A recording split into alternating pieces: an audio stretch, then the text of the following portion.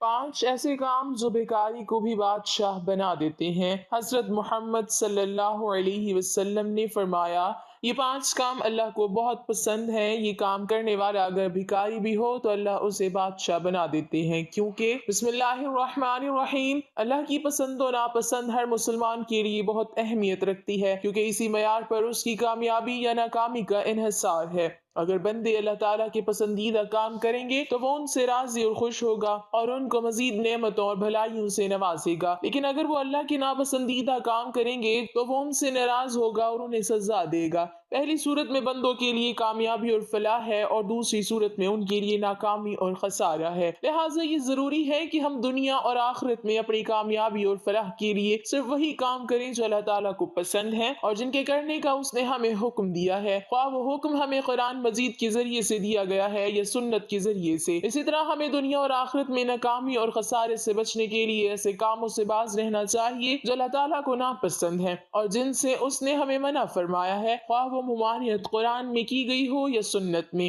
اور ایمان کا تقاضا بھی یہی ہے کہ ایسے کام کیے جائیں جن سے اللہ اور اس کا رسول صلی اللہ علیہ وسلم راضی ہو، جیسا کہ ارشاد باری تعالیٰ ہے، اللہ اور اس کے رسول صلی اللہ علیہ وسلم زیادہ حقدار ہیں کہ انہیں راضی کریں اگر وہ مومن ہے۔ اس کے علاوہ ہر مسلمان اللہ تعالیٰ کے اطاعت اور اس کے رسول صلی اللہ علیہ وسلم کی اطاعت کا پابند ہے۔ ابن مسعود رضی اللہ تعالی عنہ نے نبی صلی اللہ علیہ وسلم سے اللہ کی خاطر کیے جانے والے نیک اعمال کے بارے میں دریافت کیا کہ اللہ تعالیٰ کو ان میں سے کون سا نیک عمل سب سے زیادہ محبوب ہے، کیونکہ عمل جتنا زیادہ اللہ تعالیٰ کا محبوب ہوگا اتنا ہی اس کا ثواب زیادہ ہوگا۔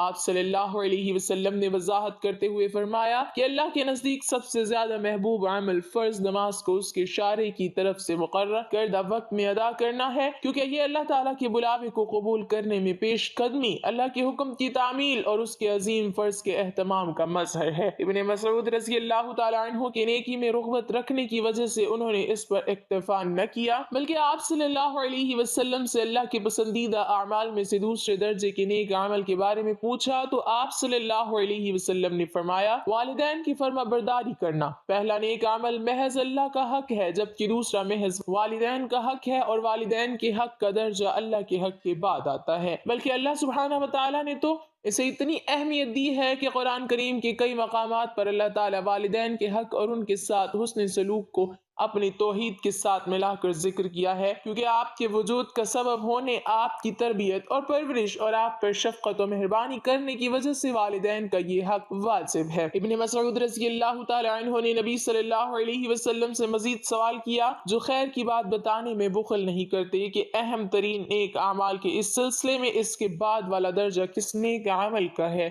آپ صلی اللہ علیہ وسلم نے فرمایا، اللہ کی راہ میں جہاد کرنا، یہ اسلام کی چوٹی اور اس کا ستون ہے، اسی سے اسلام کا وجود ہے اور اسی سے اللہ کا حکم سر بلند ہوتا ہے اور اس کا دین پھیلتا ہے، اس کو چھوڑ دینے میں اسلام کا اندہام ہے، مسلمان زوال و انحطاط کا شکار ہوتے ہیں، ان کی عزت جاتی رہتی ہے، ان کا اقتدار چھن جاتا ہے اور ان کی سلطنت و حکومت زوال پذیر ہو جاتی ہے۔ جہاد فی سبیل اللہ ہر مسلمان پر تاکید کے ساتھ فرض ہے، بس جس نے جہاد نہ کیا اور نہ ہی اس کے دل میں جذبہ و جہاد پیدا ہوا، گویا وہ نفاق کی ایک شاخ پر مرا۔ ناظرین، آج کی اس ویڈیو میں ہم آپ کو بتائیں گے غریبوں کو بادشاہ بنا دینے والے 5 کام۔ انسان اپنی زندگی میں جو کام پسند کرتا ہے اسے بڑے شوق سے سر انجام دیتا ہے، جو کام پسند کرتا ہے اسے بڑی ہی دلچسپی سے انجام دیتا ہے، لیکن کئی کام ایسے بھی ہوتے ہیں جو انسان کو زوال کی طرف لے جاتے ہیں، جبکہ کچھ کام ایسے بھی ہوتے ہیں جو انسان کو عروج کی طرف لے جاتے ہیں، کچھ کام ایسے ہوتے ہیں جو انسان کو تنگی کی طرف لے جاتے ہیں، جبکہ کچھ کام ایسے ہوتے ہیں جو انسان کو آسانی کی طرف لے جاتے ہیں۔ ایسے ہی حضرت سیدنا شیر خدا علی المرتضی رضی اللہ تعالی عنہ ایک روز اللہ کے بندے کو درس اخلاق دے رہے تھے، نبی کریم صلی اللہ علیہ وسلم کا پیغام سنا رہے تھے اور نصیحت کر رہے تھے، خوبصورت زندگی گزارنے کے طور طریقے بتا رہے تھے۔ اب حضرت علی رضی اللہ تعالی عنہ نے فرمایا، میں نے بھکاریوں کو بادشاہ بنتے دیکھا ہے، میں نے بھکاریوں کو امیر ترین بنتے دیکھا ہے، ایسے امیر جو صرف دنیا کے امیر ہی نہیں بلکہ میں نے دونوں جہان کے امیر بنتے دیکھا ہے۔ انہوں نے دنیا بھی حاصل کی ہے اور انہوں نے آخرت بھی حاصل کر لی ہے۔ جب میں نے ان سے दोनों की तरक्की की वजह पूछी कि तुम भिखारियों से बादशाह कैसे बने, इतने बड़े अमीर कैसे बने, क्या तुम दुनिया में भी अमीर हो गए और आखिरत में भी अमीर रहोगे? तो उन्होंने कहा हाँ, क्योंकि हम 5 अमल किया करते थे। हमने 5 अमल ऐसे किए जो कि हम आज भी कर रहे हैं और मरते दम तक करते रहेंगे। इन 5 अमल ने, इन 5 कामों ने हमें भिखारियों से बादशाह बना दिया।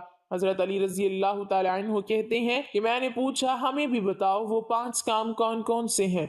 मोहतरम नाज़रीन, इस वीडियो में आपको अमीरी का एक नुस्खा बताया जा रहा है, 5 काम जो कि आपको दुनिया नहीं बल्कि आखिरत में भी अमीर बना देंगे। अगर आप इस दुनिया में ही नहीं बल्कि अगले जहान यानी आखिरत में भी अमीर तरीन बनना चाहते हैं तो इन 5 कामों पर अमल करना अपनी जिंदगी में शुरू कर देना। उन्होंने फरमाया, एक तो हम परिंदों को दाना डाला करते थे। हुजूर अकरम सल्लल्लाहु अलैहि वसल्लम ने इरशाद फरमाया, जिस घर में परिंदों का खाना मिलता हो, दाना मिलता हो यानी रिज्क मिलता हो, वो घर कभी गरीब नहीं हो सकता, उस घर में कभी भी रिज्क कम नहीं हो सकता। अल्लाह रब्बुल इज्जत उस घर का रिज्क कम नहीं करता जिस घर से परिंदे पलते हों, परिंदों को दाना मिलता हो, परिंदों को पानी मिलता हो। फरमाया, जब परिंदे तुम्हारे घरों के ऊपर से गुजरते हैं और कोई परिंदा तुम्हारे घर में आ जाए या कोई भी जानवर तुम्हारे घर में आ जाए तो फरमाया कि उनके लिए अनाज रखा करो, दाना डाला करो, अगर भूखा है तो दाना डाला करो, अगर प्यासा है तो पानी पिलाया करो। अल्लाह ताला को एक मखलूक का दूसरी मखलूक पर एहसान करने का अमल बहुत ही ज्यादा पसंद है। यानी जब एक मखलूक दूसरी मखलूक की भूख मिटाती है, प्यास मिटाती है, तो अल्लाह ताला को यह अमल इतना पसंद आता है कि अल्लाह फरिश्तों में बैठ कर मुस्कुराता है।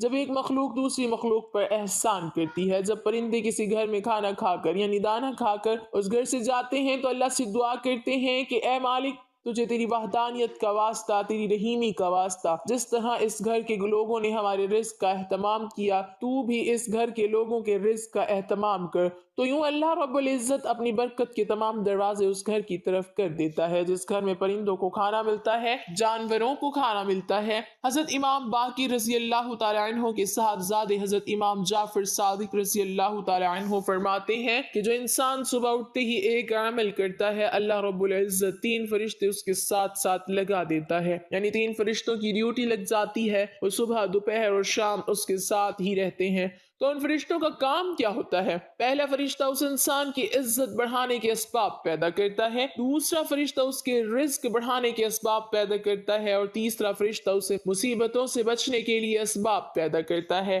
पूछा गया कि हजरत आखिर वो नेक अमल कौन सा है, कौन सा इतना फायदेमंद अमल है? तो हजरत इमाम जाफर सादिक रजी अल्लाह तआला अन्हु ने फरमाया, वो है परिंदों को दाना डालना। जो शख्स सुबह सवेरे उठकर दूसरी मखलूक को खाना देता है, अल्लाह ताला उस पर 3 फरिश्तों की ड्यूटी लगा देता है। इसके बाद हजरत अली रजी अल्लाह तआला अन्हु ने फरमाया, उस शख्स ने कहा कि उनका दूसरा अमल यानी दूसरा काम वो जो करते हैं वो ये था कि वो गरीबों की मदद किया करते थे। जो शख्स गरीबों की मदद करता है वो जिंदगी में कभी भी गरीब नहीं होता। बंदे की इबादत बंदे को उस मकाम पर नहीं पहुंचा पाती जहां गरीब की मदद पहुंचा जाती है, जहां गरीबों की खिदमत पहुंचा देती है। जब गरीबों की खिदमत की बात आती है तो नबी करीम सल्लल्लाहु अलैहि वसल्लम की कदमों में बैठने वाले सय्यदना हजरत अबू बकर सिद्दीक रजी अल्लाह तआला अन्हु से बढ़कर अच्छा हुक्मरान दुनिया में कोई नहीं आया। इसी तरह हजरत सय्यदना उमर फारूक रजी अल्लाह तआला अन्हु से बढ़कर कोई बादशाह नहीं आया। सखावत में हजरत सय्यदना उस्मान गनी रजी अल्लाह तआला अन्हु से बढ़कर कोई हुक्मरान नहीं आया और इल्मी रियासत में हजरत सय्यदना अली रजी अल्लाह तआला अन्हु से अच्छा हुक्मरान कोई इस दुनिया में नहीं आया। कोई ऐसा मशहूर और मारूफ बादशाह नहीं गुजरा कि 1400 साल गुजरने के बाद भी जिसके नाम के नारे लगते हों। गरीबों की मदद की बात आती है तो कांधे पर बोरियां लाद लाद कर ले जाते और गरीबों की मदद किया करते थे, गरीबों को खाना खिलाया करते थे।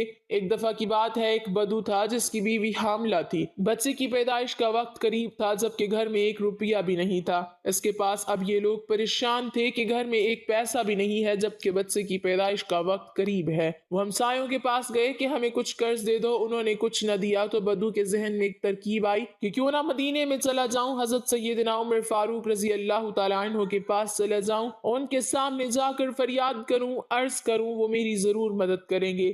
ये बदू अपनी हामला बीवी को लेकर मदीने की तरफ चला गया। चलते चलते जैसे ही मदीने की सरजमीन पर कदम रखा, शाम हो गई। رات ڈھلنے لگی، بچے کی پیدائش کا وقت قریب تھا۔ اس نے بیوی کو کہا کہ کیوں نہ ہم یہی خیمہ لگا کر رات بسر کر لیتے ہیں، صبح ہوتے ہی حضرت عمر فاروق رضی اللہ تعالیٰ عنہ کے پاس چلیں گے۔ رات میں یہ لوگ وہیں ٹھہرے۔ رات کا دوسرا پہر جب آیا تو بیوی کا درد بڑھ گیا اور وہ درد سے چیخنے لگی۔ بچے کی پیدائش کا وقت قریب ہے اور یہ بیوی کو حوصلہ دے رہا ہے کہ ابھی فجر ہونے والی ہے۔ چلتی ہیں حضرت عمر رضی اللہ تعالیٰ عنہ کے پاس، اپنا مسئلہ حل کرواتے ہیں۔ حضرت سیدنا عمر فاروق رضی اللہ تعالیٰ عنہ کی عادت تھی کہ آپ رات کے دوسرے پہر مدینے کی گلیوں میں گشت کیا کرتے تھے۔ فرمایا کرتے تھے کہ میرے حکمرانی میں اگر کوئی کتا بھی پیاسا مر گیا تو حساب عمر کو دینا پڑے گا۔ اس رات بھی حضرت عمر رضی اللہ تعالیٰ عنہ مدینے کی گلیوں میں گشت فرما رہے تھے۔ آپ رضی اللہ تعالیٰ عنہ نے دور سے دیکھا کہ خیمے میں آگ جل رہی ہے۔ آپ رضی اللہ تعالیٰ عنہ نے غلام کو بھیجا کہ جا کر دیکھو کون بیٹھا ہے، رات کی اس پہر کوئی مسافر تو نہیں۔ غلام اس شخص کے پاس گیا، اس نے کہا کہ میری بیوی حاملہ ہے، مجھے مدد کی ضرورت ہے۔ غلام نے واپس آ کر حضرت عمر فاروق رضی اللہ تعالیٰ عنہ کو ساری بات بتائی۔ اللہ اکبر! حضرت سیدنا عمر فاروق رضی اللہ تعالیٰ عنہ دوڑ کر گئے، اپنی بیوی کو اٹھایا، کہا اٹھو، اگر تمہیں ثواب مل رہا ہو تو تم لینا چاہو گی، اگر تمہیں نیکیاں مل رہی ہوں تو تم لینا چاہو گی۔ تو آپ رضی اللہ تعالیٰ عنہ کی بیوی نے کہا کیوں نہیں حضرت۔ پھر آپ رضی اللہ تعالیٰ عنہ نے فرمایا اٹھو، میرے یار کی بیوی درد میں مبتلا ہے، میری یار کی بیوی تکلیف میں مبتلا ہے اور تھوڑی دیر میں بچے کی پیدائش کا وقت آنے والا ہے، اٹھو اور تھوڑی دیر کے لیے دائی بن جاؤ۔ اس نے ضرورت کا سارا سامان اٹھایا اور سیدنا حضرت عمر فاروق رضی اللہ تعالیٰ عنہ سے کہنے لگی کہ آپ تھوڑی سی لکڑیاں کاندھے پر اٹھا لیں۔ حضرت عمر رضی اللہ تعالیٰ عنہ نے لکڑیاں کندھے پر اٹھائیں اور اپنی بیوی کے ساتھ خیمے کی طرف گئے۔ آپ کی محترمہ خیمے کے اندر چلی گئی جہاں عورت چیخ رہی تھی اور حضرت عمر فاروق رضی اللہ تعالیٰ عنہ باہر اس بدو کے ساتھ ہاتھ باندھ کر کھڑے ہو گئے۔ بدو نے سمجھا کہ یہ کوئی غلام ہے اور اس غلام کی بیوی دائی ہے، پر یہ اس کا شوہر ہے اور یہاں کا غلام ہے۔ اس نے حکم چلانا شروع کر دیا اور چلانا شروع کر دیا، جلدی جاؤ اور لکڑیاں لے کر آؤ۔ آپ رضی اللہ تعالیٰ عنہ دوڑ کر جاتے ہیں اور لکڑیاں لے کر آتے ہیں۔ جلدی کرو، آگ لگاؤ۔ آپ رضی اللہ تعالیٰ عنہ آگ جلاتے اور پھونک مارتے۔ ناظرین، اس نے حضرت عمر فاروق رضی اللہ تعالیٰ عنہ کے ساتھ نوکروں جیسا سلوک کرنا شروع کر دیا۔ وہ نادان یہ نہیں جانتا تھا کہ جس کے سامنے جو شخصیت کھڑی ہے وہ شخصیت کوئی اور نہیں بلکہ خود حضرت عمر رضی اللہ تعالیٰ عنہ ہیں۔ پھر ایک دم سے خیمے کے اندر سے آواز آئی، یا امیر المومنین۔